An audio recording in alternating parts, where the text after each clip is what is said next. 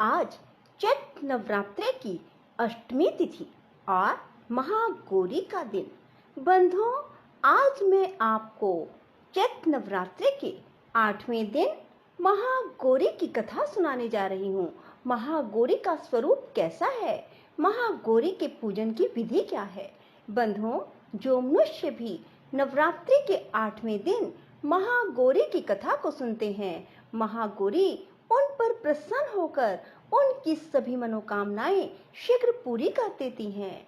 बंधुओं, पूर्ण विश्वास, सच्ची निष्ठा के साथ महागौरी की इस नवरात्रि के 8वें दिन माँ दुर्गा के 8वें स्वरूप महागौरी की पूजा की जाती है। देवी भागवत के अनुसार माँ के 9 रूप और 10 महाविद्याएं सभी आदि शक्ति के अंश और स्वरूप हैं, लेकिन भगवान शिव के साथ उनकी अर्धांगिनी के रूप में महागौरी सदैव विराजमान रहती हैं। इनकी शक्ति अमोघ और सत्य फलदायिनी है। नवरात्र की अष्टमी तिथि बहुत अधिक महत्व रखती है, क्योंकि कई लोग इस दिन कन्या पूजन कर अपना व्रत खोलते हैं। बंधुओं, अब मैं आपको बताऊंगी माँ का ध्यान मंत्र क्या है। माँ का ध्यान करते समय इस मंत्र को जपें। श्वेते वृषे समारूढ़ा, श्वेत अंबर धरा शुचि, महागौरी शुभम दद्यान, महादेव प्रमोददा, या देवी सर्वभूतेषु माँ गौरी रूपेण संस्थिता, नमस्तस्यै नमस्तस्यै नमस्तस्यै नमो नमः। बंधुओं, माँ की पूजा करने से सौभाग्य की प्राप्ति होती है। जो भक्त इस दिन कन्या पूजन करते हैं, वे माता को हलवा व चने का प्रसाद भोग लगाते हैं। उनकी माँ हर इच्छा पूरी करती हैं।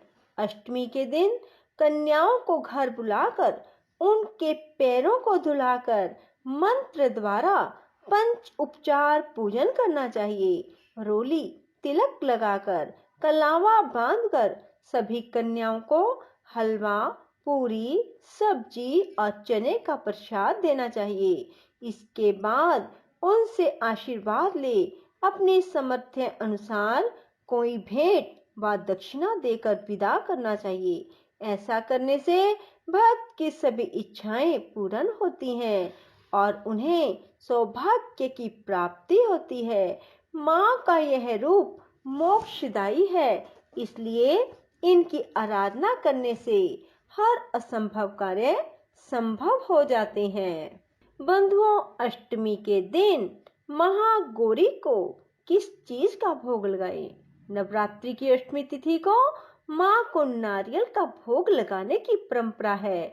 भोग लगाने के बाद नारियल को या तो ब्राह्मण को दें, अन्यथा प्रसाद रूप में वितरण कर दें। जो भक्त आज के दिन कन्या पूजन करते हैं, वह हलवा, पूड़ी, सब्जी और काले चने का प्रसाद बनाते हैं।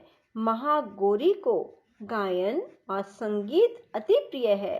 भक्तों को पूजा करते समय गुलाबी रंग के वस्त्र पहनने चाहिए।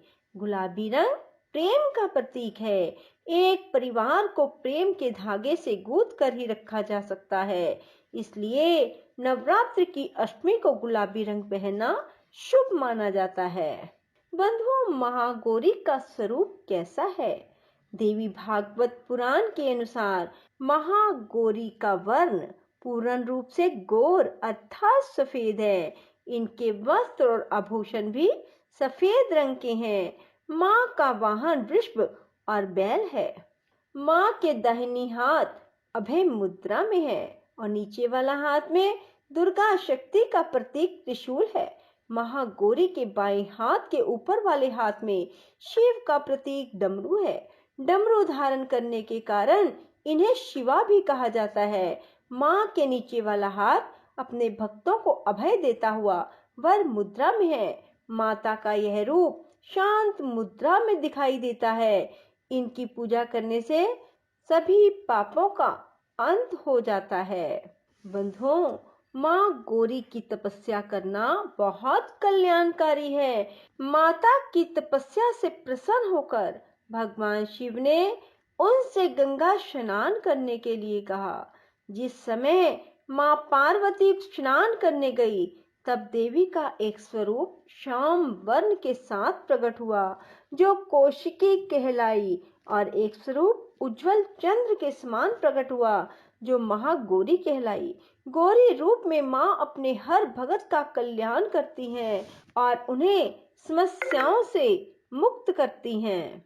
जो व्यक्ति किन्हीं कारणों से 9 दिन तक उपवास नहीं रख पाते, उनके लिए नवरात्र में प्रतिपदा और अष्टमी तिथि को व्रत रखने का विधान है। इससे 9 दिन व्रत रखने के समान फल की प्राप्ति होती है।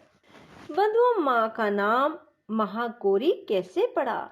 देवी भागवत के अनुसार देवी पार्वती का जन्म राजा हिमालय के घर हुआ। देवी पार्वती को मात्र 8 वर्ष की उम्र में अपने पूर्व जन्म की घटनाओं का आभास हो गया। तब से ही उन्होंने भगवान शिव को पति रूप में प्राप्त करने के लिए तपस्या शुरू कर दी। अपनी तपस्या के दौरान माता केवल कंदमूल, फल और पत्तों का आहार करती थी। बाद में माता पार्वती ने केवल वायु पीकर तप करना आरंभ कर दिया। तपस्या से देवी पार्वती को महान गौरव प्राप्त हुआ, इसलिए इनका नाम महागौरी पड़ा। इस दिन दुर्गा सप्तशती के मध्यम चरित्र का पाठ करना